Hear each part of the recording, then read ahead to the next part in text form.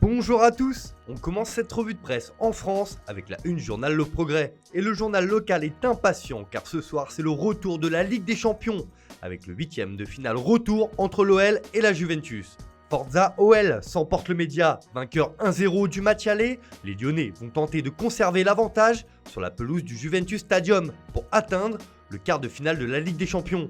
Un exploit sera nécessaire face à Ronaldo et ses partenaires et ce ne sera pas une mince affaire.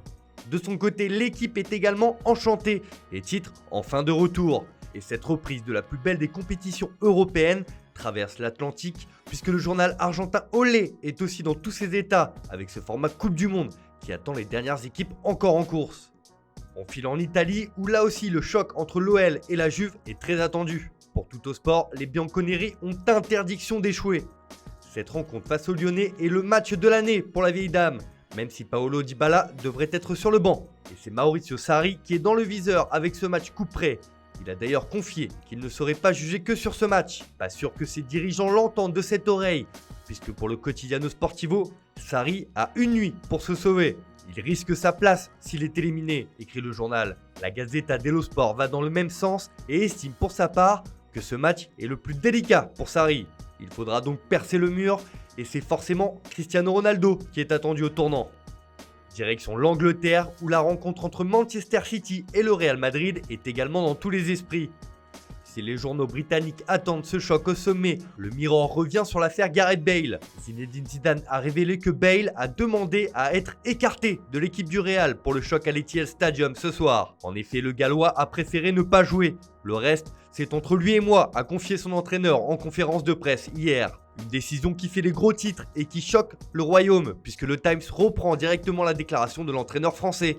Bale a demandé à ne pas jouer. Pour le Guardian, cela fait des étincelles et complique un peu plus la relation entre l'attaquant et l'ancien meneur de jeu. Et le Daily Mirror évoque aussi la façon dont City prépare ce match. Pep Guardiola a le sentiment au plus profond de lui que City est prêt à battre le Real et à marcher vers la gloire en Europe. En Espagne, la presse madrilène ne parle évidemment que de ce choc entre le Real et City. À l'abordage, s'écrit même le journal AS. Madrid se rend à Manchester avec le défi de surmonter le match perdu 2-1 à Bernabeu contre City. Le pouls est excellent sur les bancs. Zidane a soulevé 3 fois la Ligue des Champions alors que Guardiola n'en a que 2. Et c'est d'ailleurs la bonne étoile de l'entraîneur français qui est mis en avant car il n'a jamais perdu à ce stade de la compétition et chaque campagne européenne sous ses ordres a été couronnée de succès.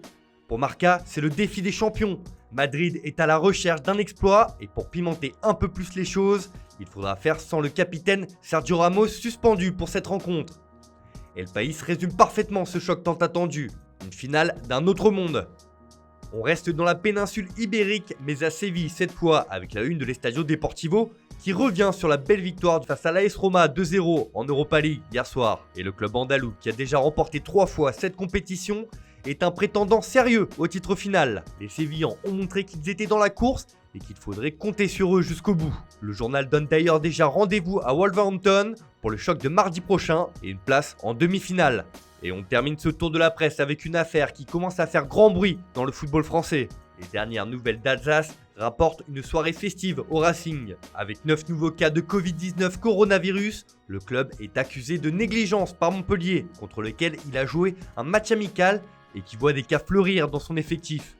Le quotidien régional estime que le Racing tend le bâton pour se faire battre, car lors de la préparation, une partie de l'équipe a prolongé sans autorisation une soirée festive dans un bar de Genève, une affaire qui n'a pas terminé de faire parler. Et on termine avec la une du Progrès à Saint-Etienne qui revient sur l'affaire qui secoue la SSE ces derniers jours. Rivalité, domination, harcèlement, d'anciens joueurs témoignent. À la suite des faits de violence dénoncés récemment au centre de formation du club, le journal est allé interroger d'anciens pensionnaires qui dressent un portrait peu reluisant.